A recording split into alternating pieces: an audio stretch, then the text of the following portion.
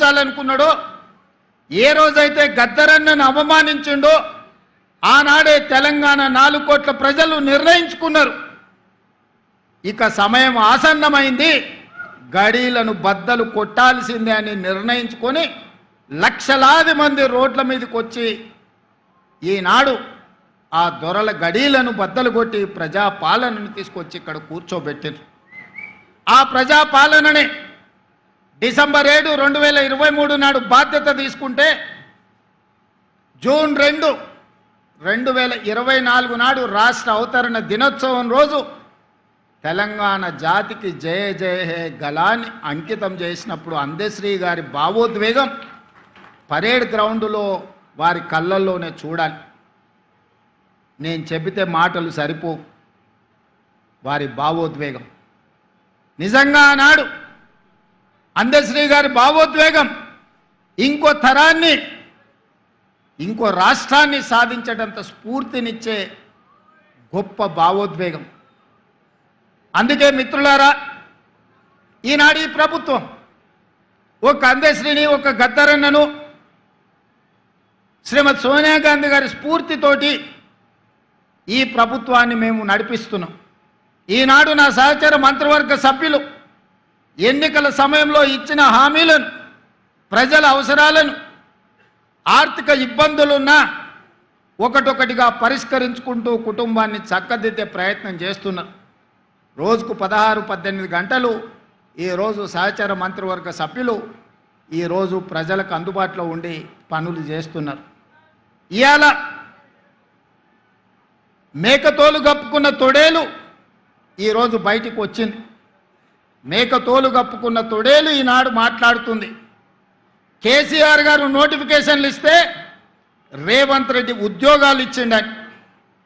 నేను అడగదలుచుకున్న ఈ తొడేళ్ల గుంపును, ఆనాడు నీ చెల్లిని నిజామాబాద్ పార్లమెంటు ఎన్నికల్లో బండకేసి కొడితే 6 నెలలు తిరగకుందే శాసన మండలికి ఉద్యోగాన్ని ఇచ్చి పంపించింది కదా. నీ బంధువు వినోద్ కుమార్ని పార్లమెంటులో గోతి తీసి పాతి పెడితే కరీంనగర్ ప్రజలు ప్లానింగ్ కమిషన్ వైస్ చైర్మన్గా 3 నెలల్లోనే ఉద్యోగం ఇచ్చిండ్రు కదా. మీ బంధువులైన హరీష్ రావు గారికో, కేటీఆర్కో, లేకపోతే దయాకర్ రావుకో ఇలా చెప్పుకుంటూ వెళ్తే 100 మంది నీ బంధువులకు ఒక్కరోజు ఖాళీ ఉండకుండా ఉద్యోగాలు, మంత్రి పదవులు ఇచ్చినావు కదా. నువ్వు పదవులు అనుభవించినావు కదా, 1 గంట కూడా ఆలస్యం చేయకుండా. నీ కోసం, నీ కుటుంబం కోసం, నీ బంధువుల కోసం పడ్డ తాపత్రయంలో తెలంగాణ ఉద్యమమే ఉద్యోగాల జాతర. ఆ ఉద్యోగాల గురించి ఒక్కరోజైనా ఆలోచన చేసినవా? టీచర్ల నియామకాలు చేపట్టినవా? పోలీసు నియామకాలు చేపట్టినవా? డాక్టర్లు, నర్సుల నియామకాలు చేపట్టినవా? లేకపోతే ఇంజనీర్ల నియామకాలు చేపట్టినవా? గ్రూప్ 4, గ్రూప్ 3, గ్రూప్ 2, గ్రూప్ 1 పరీక్షలు ఏవైనా నిర్వహించి నువ్వు ఉద్యోగ నియామకాలు చేపట్టినవా? మేము నోటిఫికేషన్లు ఇచ్చినాం, రేవంత్ రెడ్డి నియామకాలు చేపట్టినన్ని నిస్సిగ్గుగా నడి బజార్లో నిలబడి మాట్లాడుతున్నావు కదా. ఈరోజు ఒక్క మాట నేను అడగదలుచుకున్నా. నోటిఫికేషన్లు ఇచ్చే ప్రశ్న పత్రాలను జిరాక్స్ సెంటర్లో పల్లి బఠానీలుగా అమ్ముకుని వందలాది కోట్ల రూపాయలు సంపాదించుకున్నావు తప్ప ఆ పరీక్షలను పూర్తి చేసి పిల్లలకు ఉద్యోగ నియామక పత్రాలు ఇవ్వాలన్న ఆలోచన ఏనాడైనా నీ కుటుంబానికి వచ్చిందా? నీకో, నీ చెల్లికో, నీ చుట్టానికో ప్రజలు బండకేసి కొడితే ఎంబడే మళ్ళీ ఉద్యోగ నియామక పత్రాలు అందజేసి మీ కుటుంబం కళ్ళల్లో ఆనందం చూసినారు, మీ ఇంట్లో పండుగలు జరుపుకున్నారు. కానీ తల్లిదండ్రులు ఉపాధి హామీ కూలీ పని చేసి రూపాయి కూడబెట్టి ఉస్మానియా, కాకతీయ యూనివర్సిటీలలో పీజీలు, పిహెచ్డీలు చదివించి పోటీ పరీక్షలకు అశోక్ నగర్, దిల్సుఖ్ నగర్ చౌరస్తాలో, అమీర్పేట చౌరస్తాలో 10 ఏళ్ళు కోచింగ్ సెంటర్ల చుట్టూ తిరిగితే పరీక్షలు నిర్వహించి వాళ్లకు ఉద్యోగాలు ఇవ్వాలన్న ఆలోచన ఏనాడైనా మీకు వచ్చిందా? వాళ్ళ పట్ల ఎప్పుడైనా మానవీయ కోణంలో మీరు ఆలోచన చేశారుగా?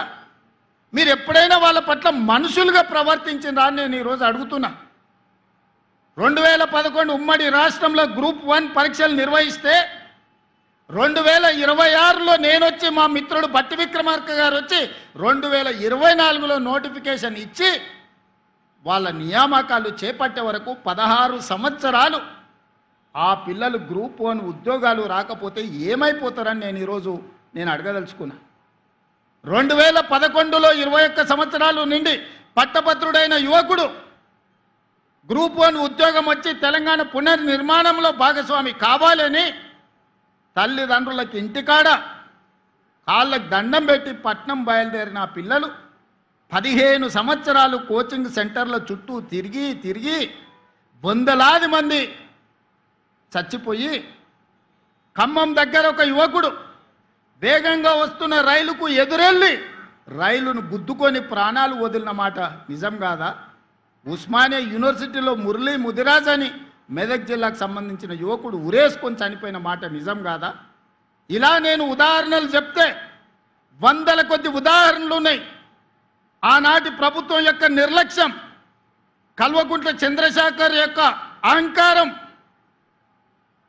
ఆయన కుటుంబ సభ్యుల కోసం స్వార్థంతో అందించిన పరిపాలన ఈ తెలంగాణ సమాజాన్ని శవాలమయంగా మార్చింది, దుఃఖ సముద్రంలో నింపింది, దుఃఖ సముద్రంలో మునిగిపోయింది తెలంగాణ రాష్ట్రం 10 సంవత్సరాలు. అలాంటి తెలంగాణను వచ్చిన మొదటి సంవత్సరంలో 67,674 ప్రభుత్వ ఉద్యోగాలు, దాదాపుగా 70,000 ఉద్యోగాలు ఎల్బీ స్టేడియం సాక్షిగా, శిల్పారామం సాక్షిగా, నక్లెస్ రోడ్డు మీద ఉన్న అంబేద్కర్ సాక్షిగా నియామక పత్రాలు, ఉద్యోగాలు వచ్చిన పిల్లల్నే కాదు వాళ్ళ కన్న తల్లిదండ్రులను అక్కడికి పిలిపించి వాళ్ళ కళ్ళ ముందు నీ కొడుకు ప్రయోజకుడైండు, నీ కొడుకు ఒక డిఎస్పీ అయిండు, నీ కొడుకు ఒక ఆర్టీఓ అయిండు, నీ కొడుకు ఒక కమర్షియల్ ట్యాక్స్ కమిషనర్ అయిండు, నీ కొడుకు ఒక ఎంపీడీఓ అయిండు, నీ కొడుకు ఒక ఎస్ఐ అయిండు, నీ కొడుకు ప్రయోజకుడైండని ఆ తల్లిదండ్రుల కళ్ళ ముందు నియామక పత్రాలు అందజేసినప్పుడు ఆ పేదోళ్ళ కళ్ళల్లా, ఆ దళితుల బిడ్డల కళ్ళల్లా ఈరోజు మా లక్ష్మణ్ అంటుండు, అన్నా 52 మంది మా దళిత బిడ్డలు గ్రూప్ 1 ఉద్యోగాలు వచ్చినాయి, నువ్వు నియామక పత్రాలు చేపడితే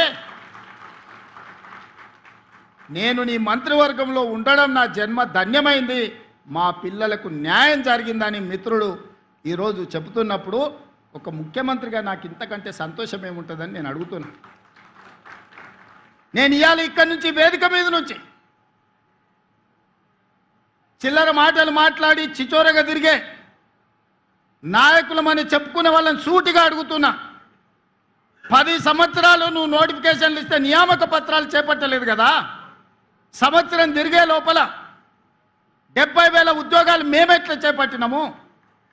15 సంవత్సరాలు గ్రూప్ 1 నియామక పత్రాలు నువ్వు అందించకపోతే పరీక్షలు పెట్టి ప్రశ్నాపత్రాలు బజార్లో నువ్వు కోట్ల రూపాయలకు అమ్ముకొని నువ్వు వేల కోట్ల రూపాయలకు పడగకెత్తితే మీ తండ్రి గారు ఎర్రవల్లిలో 1000 ఎకరాల ఫామ్ హౌస్ కట్టుకుంటాడు, నువ్వు జన్వాడలో 100 ఎకరాల ఫామ్ హౌస్ కట్టుకుంటావు, నీ బావ హరీష్ రావు మోయినాబాద్లో 50 ఎకరాల ఫామ్ హౌస్ కట్టుకుంటాడు, నీ చెల్లెలు కవితమ్మ శంకర్పల్లిలో 25 ఎకరాల ఫామ్ హౌస్ కట్టుకుంటారు. తెలంగాణ రాష్ట్రం మాత్రం 8,11,000 కోట్ల రూపాయల అప్పులో మునిగిపోతుంది.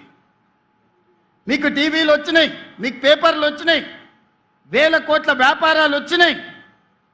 ఇంత ఆగర్భ శ్రీమంతులు నిజాం కంటే ధనవంతులుగా మీరెట్లా మారుతారు? 10 సంవత్సరాలల్లా 70,000 కోట్ల రూపాయల